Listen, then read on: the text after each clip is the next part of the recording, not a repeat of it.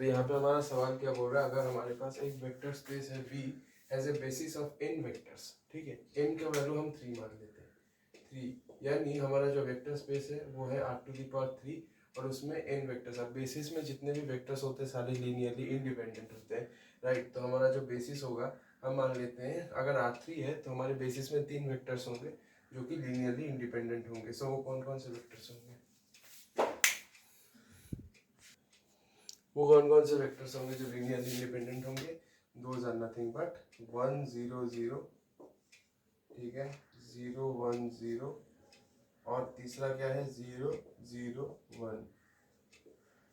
बात हजम हुई? हाँ बिल्कुल सर।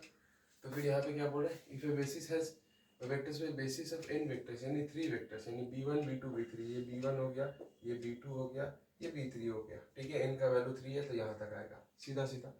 देन एनी सेट इन V, ठीक है, अब वेक्टर स्पेस V में अगर कोई एक ऐसा सेट है जो that has more than n vectors, n vectors से अगर ज्यादा है, ठीक है, अगर n वेक्टर से ज्यादा है तो वो लीनियरली डिपेंडेंट है, यानी 3 वेक्टर से अगर ज्यादा है, ठीक है।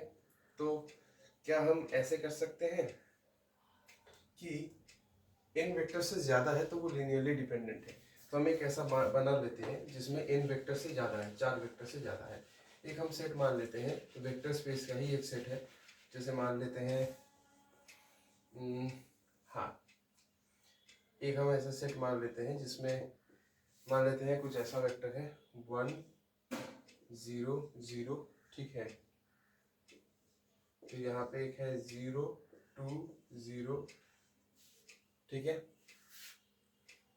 या फिर हम ऐसे कर लेते हैं 0 1 0, ठीक है, और यहाँ पे 0 0 1, 3 वेक्टर हुआ। अब यहाँ पे बोल रहे हैं more than n vectors, more than n vectors, तो यहाँ पे अगर हम तीसरा वेक्टर ले लेते हैं 5, चौथा वेक्टर 5 0 1, तो बोल रहे हैं कि ये जो सेट है ये लीनियरली इंडिपेंडेंट सेट होना चाहिए। अब क्या ये सही बात है, देख लेते हैं क्या ये सही बात है। तो हम इसको कैसे लिखेंगे, ये V1 है, ये V2 है, ये V3 है और ये V4 है। तो ये जो V4 है इसको हम कैसे लिखेंगे, 5 ये है ना, सो V4 को हम ऐसे नहीं लिख सकते, 5 इंटू 1 0 0 प्लस 0 इंटू 0 1 0 प्लस यहाँ पे क्या है 1 है, प्लस 1 इंटू 0 0 1।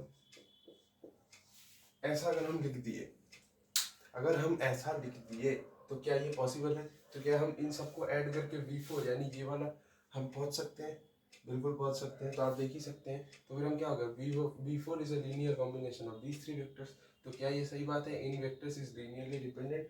हाँ भैया, दिस इज बिल्कुल ट्रू, दिस इज बिल्कुल ट्रू, क्योंकि हम इस वेक्टर को as a function of these 3 vectors हम लिख सकते हैं, यानी इनको लीनियरली कंबाइन करके, तो ये डिपेंडेंट है।